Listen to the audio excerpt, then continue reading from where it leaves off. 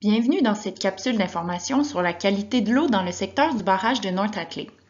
Il sera question des diverses composantes de la qualité de l'eau, des impacts des changements climatiques et du rôle du barrage dans le maintien d'une eau de qualité. Le territoire à l'étude correspond au bassin versant du lac Massawippi, auquel on ajoute la rivière Massawippi en aval du barrage de North Atlee.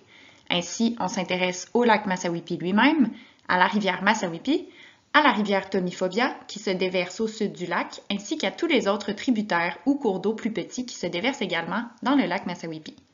On retrouve sur ce territoire le barrage de North Atlee, mais également d'autres barrages plus au sud, comme le barrage de la chute Burrow. Une grande partie de ce territoire est compris dans la MRC de Memphremagog. La section sud, où coulent les rivières Niger et Tommyfoobia, et la section nord-est, comprenant la rive sud de la rivière Massawippi, relève plutôt de la MRC de Coaticook. La qualité de l'eau du lac et de la rivière Massawippi et de tous les cours d'eau qui s'y déversent revêt une importance majeure pour la population locale. En effet, 80% des gens ayant répondu à notre sondage sont préoccupés par la qualité de l'eau, à tout le moins à certains moments de l'année et à certains endroits du territoire. L'eau est essentielle non seulement pour l'humain, mais également pour la faune et la flore qui profitent des écosystèmes aquatiques pour se nourrir et se reproduire. Le maintien d'une bonne qualité d'eau est important pour la pratique d'activités récréotouristiques comme la baignade et la pêche, mais encore davantage pour la santé de la population locale, puisque l'eau potable de plusieurs riverains et municipalités provient du lac Massawippi. Le service d'approvisionnement en eau de North Atlee, qui dessert les résidents de la municipalité ainsi que d'une partie de Atlee et du canton de Atlee, puise l'eau directement du lac Massawippi. Le réseau d'aqueducs du secteur urbain de Waterville puise aussi l'eau dans le lac. De plus, certains riverains s'alimentent en eau directement dans le lac à l'aide de pompes de surface. La municipalité d'Ayers Cliff puise pour sa part son eau dans les nappes d'eau souterraines. Avant que les municipalités de North Atlee et d'Ayers Cliff ne modernisent leur système d'approvisionnement en eau potable, des centaines de citoyens de la région ont dû, pendant plusieurs années, faire bouillir leur eau avant de la consommer. Selon notre sondage, les résidents et utilisateurs qui fréquentent le secteur à l'étude depuis plus de 10 ans considèrent que la qualité de l'eau en général est un enjeu important dans la région depuis au moins 10 ans. Les problématiques reliées à la qualité de l'eau dans le secteur du barrage de North Atlee incluent la présence de contaminants, de cyanobactéries et de sédiments. Les secteurs identifiés sur la carte représentent les endroits où la qualité de l'eau est jugée préoccupante selon les données de notre sondage ainsi que selon la littérature scientifique. En ce qui a trait aux cyanobactéries, il semble que l'entièreté du lac Massawippi et une partie de la rivière Massawippi soient touchées. Quant aux contaminants dans l'eau ainsi qu'à l'accumulation de sédiments, c'est surtout la baie Bacon, la rivière Tommyfoobia et plusieurs ruisseaux tributaires qui sont préoccupants. Plusieurs contaminants sont présents dans l'aire d'étude, mais le suivi du phosphore en particulier est important puisqu'il contribue notamment à la prolifération des cyanobactéries et au vieillissement prématuré des lacs. Sur cette carte, on peut observer les teneurs en phosphore dans le secteur à l'étude selon les données du réseau de surveillance volontaire des lacs et du nouvel Atlas de l'eau du ministère de l'Environnement. Il s'agit des données les plus récentes dont la majorité date de 2014. Les taux de phosphore sur le territoire à l'étude se situent majoritairement sous le niveau maximum de phosphore qui a été fixé par le ministère de l'Environnement comme indicateur d'un lac en bonne santé, soit de 10 microgrammes par litre. Les tributaires démontrent également des taux de phosphore inférieurs à 10 microgrammes par litre, mais certains ont des taux s'approchant dangereusement de la concentration limite d'un lac en santé. Plus en aval, sur la rivière Massawippi, on retrouve un taux de phosphore limite. La rivière Tommyfoobia est un secteur particulièrement préoccupant pour sa concentration en phosphore. Une autre donnée importante est la saturation en phosphore des sols proches de l'aire d'étude, puisque ce phosphore peut se retrouver dans les plans d'eau éventuellement. Des taux élevés en phosphore correspondent en majeure partie aux zones où ont lieu des activités agricoles, agroforestières et forestières. Le pourcentage de saturation de phosphore ne doit pas dépasser 7,6% pour un sol contenant 30% et plus d'argile et doit se limiter à 13% pour un sol contenant moins de 30% d'argile. Au-delà de ces seuils, il y a des risques de contamination pour l'environnement. Comme on peut voir sur la carte du ministère, la concentration en phosphore des sols de plusieurs zones du secteur d'études se situe entre 5,1 et 7,6 %. Selon leur teneur en argile, ils pourraient donc être près de leur saturation maximale en phosphore. Une autre source importante de dégradation de la qualité de l'eau est l'érosion des berges. L'érosion est un processus d'usure et de transformation physique des roches et des sols qui s'effectue sous l'influence du vent, de la pluie, de la glace et de l'eau en mouvement. Les matières détachées des berges s'accumulent graduellement dans les plans d'eau. L'ampleur du phénomène dépend du type de roche et de sol ainsi que de la force de différents facteurs d'érosion. L'érosion est un phénomène naturel, mais qui est souvent aggravé par l'action humaine, comme expliqué dans la capsule générale sur la qualité de l'eau. 61 % des répondants à notre sondage considèrent que l'érosion est problématique à au moins un endroit sur le territoire à l'étude. Près de 50 % des rives du lac Massawippi sont artificialisées, ce qui les rend plus vulnérables à l'érosion. Les berges de plusieurs ruisseaux tributaires ont également tendance à s'éroder, comme nous l'ont mentionné plusieurs citoyens lors de nos entrevues.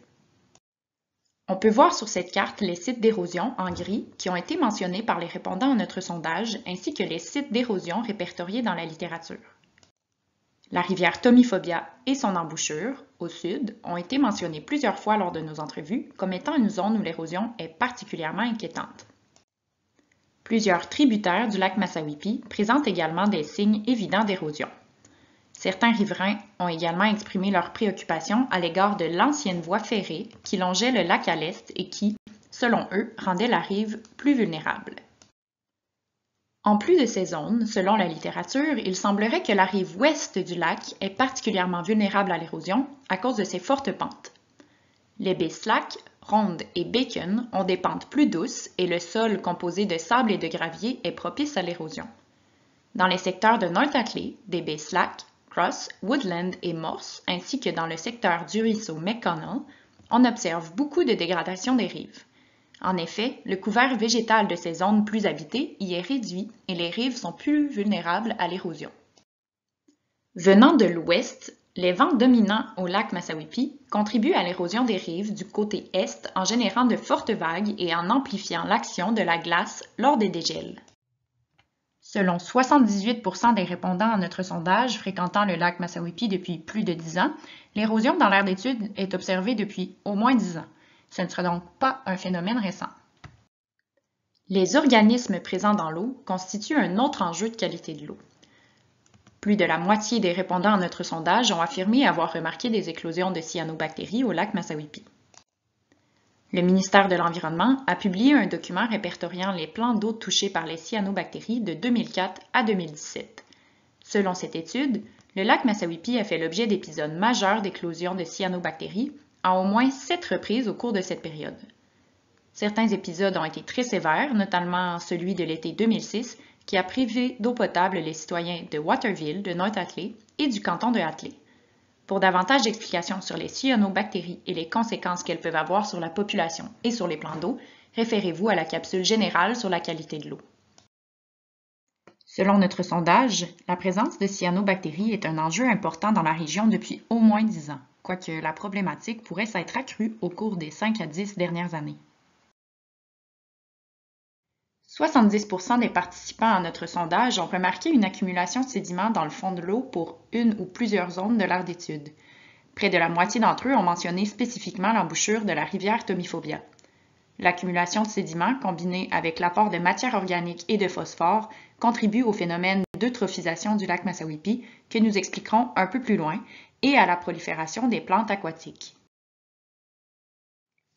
On peut observer ici qu'en l'espace de 8 ans, l'accumulation de sédiments est devenue très visible à l'embouchure de la rivière Tomiphobia. La majorité des répondants au sondage, soit 86 %, considèrent toutefois que cette problématique est présente depuis au moins 10 ans. La rivière Tomiphobia est une rivière qui prend sa source dans l'État du Vermont aux États-Unis et qui traverse avec plusieurs méandres de nombreux milieux humides et plusieurs terres agricoles. La géomorphologie de cette rivière fait en sorte qu'elle est particulièrement friable. Elle se déplace latéralement par l'érosion naturelle de ses berges. Cette érosion naturelle n'est pas nécessairement problématique en soi, étant donné que certaines espèces qui vivent dans cette rivière sont adaptées à ce type de berge, notamment la tortue des bois qui est une espèce menacée. Toutefois, puisque les rives de la rivière sont très escarpées, le sol se détache facilement et s'accumule dans le fond de la rivière ainsi qu'à l'embouchure du lac Massawippi, soit dans la baie Bacon. Des quantités importantes de sédiments et de matières organiques transportées par la rivière se retrouvent ainsi dans le lac Massawippi. À l'embouchure de la rivière Tomiphobia, on retrouve donc une accumulation de sédiments qu'on appelle un delta. Une fois dispersés dans le lac Massawippi, les sédiments s'accumulent davantage dans les baies tranquilles, peu exposées au vent dominant et aux vagues, comme les baies Slack, Ronde et Bacon. La qualité de l'eau est évidemment beaucoup influencée par les différentes activités humaines qui prennent place sur le territoire. On peut constater sur cette carte que le territoire du lac Massawippi est en grande partie occupé par des milieux forestiers, environ 45 %, et agricoles à plus de 36 %. Les zones les plus densément peuplées sont le village d'Ayers Cliff et la baie Bacon, ainsi que le village de North Atlee. La portion nord-ouest du lac, due à son relief très accidenté, est pour sa part peu habitée. De plus, on retrouve très peu de milieux humides sur le territoire, environ 0,4 %. Il est primordial de les protéger puisqu'ils jouent un rôle essentiel en filtrant l'eau avant qu'elle ne rejoigne les plans d'eau. Dès le début du 19e siècle, des activités agricoles, forestières et minières se développent sur le territoire. Vers la fin du 20e siècle, la région attire de plus en plus de villégiateurs, ce qui entraîne la création d'attraits touristiques comme un terrain de golf, des marinas et des hôtels de luxe. L'ensemble de ces activités a contribué et contribue encore à l'apport de contaminants et à l'artificialisation des berges dans l'aire d'étude. Par ailleurs, des activités nautiques provoquant des vagues importantes comme le ski nautique, le surf, la planche et la motomarine y sont fréquemment exercées et contribuent également à l'apport de contaminants et à l'érosion des berges. La gestion des barrages a un impact direct sur la qualité de l'eau si elle aggrave le phénomène de l'érosion des berges. Elle a également un effet indirect si elle maintient un niveau d'eau très bas qui augmente la concentration des contaminants et réchauffe l'eau dans les zones peu profondes. Au lac Massawippi, le marnage, soit la différence entre le niveau d'eau le plus élevé et celui le plus bas dans une année, atteint souvent plus d'1 mètre. Lors des années où des événements extrêmes ont eu lieu, comme en 2014, le marnage a même atteint près de 2 mètres. Tel qu'expliqué dans la capsule générale sur la protection de la qualité de l'eau, il existe plusieurs stades de vieillissement pour un lac. Un lac eutrophe est considéré en fin de vie alors qu'un lac oligotrophe est un lac jeune. Le lac Massawippi est considéré comme étant à un stade de transition oligomésotrophe. C'est donc un lac jeune s'approchant du stade intermédiaire de vieillissement. En effet, les analyses de 2014 indiquent que la transparence de l'eau et le taux de chlorophylle A correspondent à un lac mésotrophe. L'eutrophisation d'un lac est influencée par sa morphologie. Le lac Massawippi a une profondeur moyenne d'environ 39 mètres avec une profondeur maximale de 86 mètres. Il contient 745 millions de mètres cubes d'eau qui se renouvellent après environ 1 an et demi. Sa grande profondeur ralentit son vieillissement, particulièrement au niveau des effets de l'accumulation de sédiments. On y retrouve des espèces associées normalement à un lac vieillissant, comme le potamote crépus. Les problèmes de qualité d'eau, particulièrement les cyanobactéries, ont des impacts directs sur la qualité de l'eau potable puisée dans le lac Massawippi. À l'été 2007, 6 000 personnes ont été privées d'eau potable due à une efflorescence de cyanobactéries. De plus, puisque l'économie et l'occupation de la région sont fortement liés à son intérêt récréotouristique, les enjeux de qualité d'eau affectent l'industrie touristique et diminuent l'intérêt des gens à venir s'établir dans la région. Des répondants à notre sondage se sont dit préoccupés par une potentielle perte de valeur de leurs propriétés à cause des cyanobactéries ou de l'érosion de leurs berges. Certains disent également subir une perte économique directe en termes de superficie de terre disparue sous l'effet de l'érosion. D'autres ont dû investir pour la stabilisation de leurs rives. Le stress et l'anxiété face aux enjeux environnementaux, ainsi que pour les riverains face à la préservation de leurs propriétés, sont bien palpables dans la communauté locale. Selon Ouranos, un organisme spécialisé dans l'étude du climat, l'augmentation de la fréquence et de l'intensité des précipitations dues au changement climatique pourrait entraîner une hausse des contaminants dans l'eau en raison, par exemple, de débordements plus fréquents des eaux usées municipales. Ces intempéries favoriseront également le développement des cyanobactéries et la sédimentation en apportant encore plus de nutriments et de matières en suspension dans les plans d'eau, soit par les ruisseaux ou tributaires ou encore par le lessivage et l'érosion des berges et des terres agricoles. Des étiages plus prononcés, c'est-à-dire des niveaux d'eau très bas, engendreraient une plus faible dilution des contaminants, donc une hausse de leur concentration.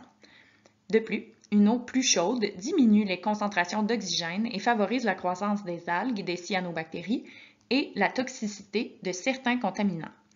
Bref, les grandes gagnantes de nos lacs seront les cyanobactéries, alors que la qualité de l'eau en général sera à la baisse. Certains répondants à notre sondage ont indiqué que l'eau du lac Massawippi était très chaude en été, jusqu'à 84 degrés Fahrenheit, surtout depuis les dernières années. Devant ce constat, plusieurs actions ont été posées dans l'aire d'étude pour améliorer la qualité de l'eau, tant par l'État que par la société civile. Il est intéressant de noter que le taux de conformité des stations de traitement des eaux usées des municipalités riveraines est de 100% et que les débordements ne sont pas permis dans les deux stations situées au sud du lac Massawippi. Quant à la station North Atlee, elle comporte 2 ouvrages de surverse sur son réseau, mais l'importance de ces rejets demeure minime, soit de 0,01% en 2019 selon le ministère de l'Environnement. Le programme d'échantillonnage des tributaires du lac Massawippi, mené par la MRC de Memphremagog et les municipalités concernées, analyse la qualité de l'eau de certains tributaires du lac Massawippi dans une optique de prévention. On y mesure chaque année le phosphore total, les matières en suspension, les coliformes fécaux et le pH. Le dernier rapport disponible concerne la rivière Tomiphobia et les ruisseaux Brook, McConnell et du Pont-Couvert. Pour compléter la législation provinciale, les municipalités riveraines du lac Massawippi et la MRC ont adopté des règlements pour préciser, par exemple, les distances minimales entre les activités agricoles et les plans d'eau. Autour du lac Massawippi, en vertu du schéma d'aménagement de la MRC Memphremagog, aucune activité agricole ne doit se dérouler à moins de 3 mètres d'un cours d'eau intermittent ou d'un milieu humide. Pour les cours d'eau permanents, soit les ruisseaux tributaires, les lacs et les rivières, les activités agricoles doivent généralement respecter une bande riveraine de 10 ou 15 mètres selon la pente. Certaines municipalités permettent une bande de 3 mètres seulement, dont le canton de Atlee et la municipalité de Atlee. Il est également interdit d'implanter un élevage porcin à moins d'1 kilomètre du lac Massawippi dans toutes les municipalités riveraines. Pour contrer l'érosion et protéger la qualité de l'eau, le gouvernement provincial a adopté en 1987 la politique de protection des rives, du littoral et des plaines inondables. Cette politique indique qu'une bande riveraine de 10 mètres ou de 15 mètres de largeur, selon la pente du terrain, doit être maintenue sur toutes les rives du Québec. En milieu agricole, la bande riveraine est de 3 mètres. Cette distance est mesurée à partir de la ligne des hautes eaux. La ligne des hautes eaux peut se mesurer de 4 différentes manières selon la politique. Dans le cas du lac Massawippi, un jugement récent de la Cour supérieure a déterminé qu'elle correspond à la cote de crue de récurrence 2 ans qui se calcule à l'embouchure du lac. Cette cote est... La ligne des hautes eaux peut se mesurer de 4.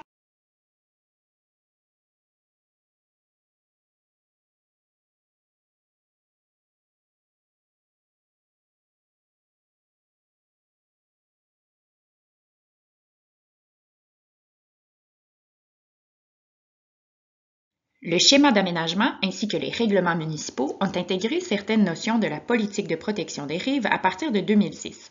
Le schéma d'aménagement prévoit les normes minimales que les municipalités locales doivent intégrer dans leurs règlements municipaux. Notamment, elles doivent interdire tous travaux et nouvelles constructions empiétant sur les bandes riveraines, à quelques exceptions près comme les cabanons ou les quais. Sur une bande plus restreinte de 5 mètres en bordure des plans d'eau ou de 7,5 mètres selon la pente, elles doivent aussi interdire de tondre le gazon, de débroussailler et d'abattre des arbres. Pour contrer l'érosion d'une berge, il est possible de recourir à différentes méthodes de stabilisation. Dans tous les cas, l'implantation d'un couvert végétal est l'action à prioriser. Cela peut passer par la renaturalisation, qui signifie le retour à l'état naturel, ou par la revégétalisation, qui consiste à planter des végétaux pour contrer l'érosion. Le schéma d'aménagement de la MRC de Memphremagog permet aux citoyens de procéder à des travaux de stabilisation de leurs rives, mais exige que la technique priorisée mène au rétablissement de la couverture végétale naturelle de la rive. Ces opérations doivent suivre des techniques reconnues, telles que celles décrites au guide Rives et Nature du rappel ou au guide des bonnes pratiques relatives à la protection des rives du littoral et des plaines inondables du ministère de l'Environnement. Si la renaturalisation ou la végétalisation sont impossibles ou insuffisantes, on peut alors recourir à d'autres méthodes comme l'enrochement, avec ou sans végétaux. L'installation d'un muret devrait être en dernier recours pour contrer l'érosion d'une berge. Dans toutes les municipalités riveraines, les interventions de contrôle de la végétation sont interdites à l'implantation d'un couvert végétal et l'action à bordure des plans d'eau. Cela peut passer par la renaturalisation, qui signifie le retour à l'état naturel, ou par la revégétalisation, qui consiste à planter des végétaux pour contrer l'érosion. Le schéma d'aménagement de la MRC de Memphremagog permet aux citoyens de procéder à des travaux de stabilisation de leurs rives, mais exige que la technique priorisée mène au rétablissement de la couverture végétale naturelle de la rive. Ces opérations doivent suivre des techniques reconnues, telles que celles décrites au guide Rives et Nature du rappel ou au guide des bonnes pratiques relatives à la protection des rives du littoral et des plaines inondables du ministère de l'Environnement. Si la renaturalisation ou la végétalisation sont impossibles ou insuffisantes, on peut alors recourir à d'autres méthodes comme l'enrochement, avec ou sans végétaux. L'installation d'un muret devrait être en dernier recours seulement. Dans toutes les municipalités riveraines, les interventions de contrôle de la végétation sont interdites, à quelques exceptions près, dans une bande de 5 mètres en bordure des plans d'eau. Ces bandes devraient donc rester à l'état naturel. Chacune des municipalités riveraines a donc intégré à sa manière ces normes de protection des rives. Ayers Cliff, le canton de Hatley, la municipalité de Hatley, North Hatley et Sainte-Catherine de Hatley prévoient dans leurs règlements de zonage respectifs qu'il est notamment interdit d'abattre des arbres sur les bandes riveraines, sauf s'il s'agit d'un arbre dépérissant, et même dans ces cas, la souche doit être laissée en place. La municipalité de Hatley énonce même que tout propriétaire ou occupant d'un terrain riverain à un lac ou à un cours d'eau a l'obligation de prévenir l'érosion de la rive et d'en assurer la stabilisation le cas échéant.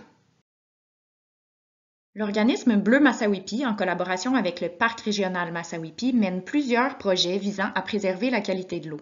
Par exemple, la patrouille bleue de Bleu Massawippi sillonne le lac Massawippi dans le but d'informer les usagers du lac et de surveiller les bandes riveraines, les cyanobactéries et la conduite responsable des embarcations. Le projet de patrouille bleue a notamment permis à l'organisme de réaliser un inventaire des rives et des herbiers. La MRC de Memphremagog diffuse également de l'information aux citoyens et aux municipalités tels des dépliants et des guides sur les bandes riveraines.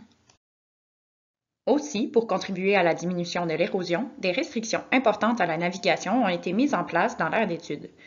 En effet, le gouvernement fédéral, qui a une compétence législative exclusive sur la navigation, a limité la vitesse dans plusieurs zones de navigation, en vertu du règlement sur les restrictions visant l'utilisation des bâtiments de la loi de 2001 sur la marine marchande du Canada. Comme nous avons pu le constater, les changements climatiques ne feront qu'aggraver les causes déjà bien présentes de la dégradation de la qualité de l'eau. Par ailleurs, la gestion des barrages fait partie intégrante de ces causes en augmentant l'érosion des berges avec des niveaux d'eau élevés et en concentrant les contaminants avec des niveaux d'eau maintenus bas. Toutefois, elle n'affecte pas les autres composantes de la qualité de l'eau. Considérant les changements climatiques et les préoccupations des communautés locales, une gestion adaptative et intégrée du barrage devrait par conséquent considérer l'érosion des rives lors de l'établissement de ces codes d'exploitation. Pour les autres composantes de la qualité de l'eau, ainsi que pour compléter l'action des barrages, des plans de gestion particuliers pouvant s'inspirer des actions déjà posées ou d'initiatives innovantes devraient être établis pour minimiser les impacts des changements climatiques. Le projet Acclimatons-nous compte sur le soutien financier de plusieurs partenaires gouvernementaux, municipaux, académiques et communautaires. Pour de plus amples informations sur le projet, nous vous invitons à naviguer sur notre site web et à consulter les différentes capsules d'information. Vous pouvez également nous faire parvenir vos commentaires en nous écrivant à l'adresse acclimaton.nous@commercial-usherbrooke.ca. Merci et au plaisir de vous revoir sur notre site web ou en personne lors de futures assemblées publiques.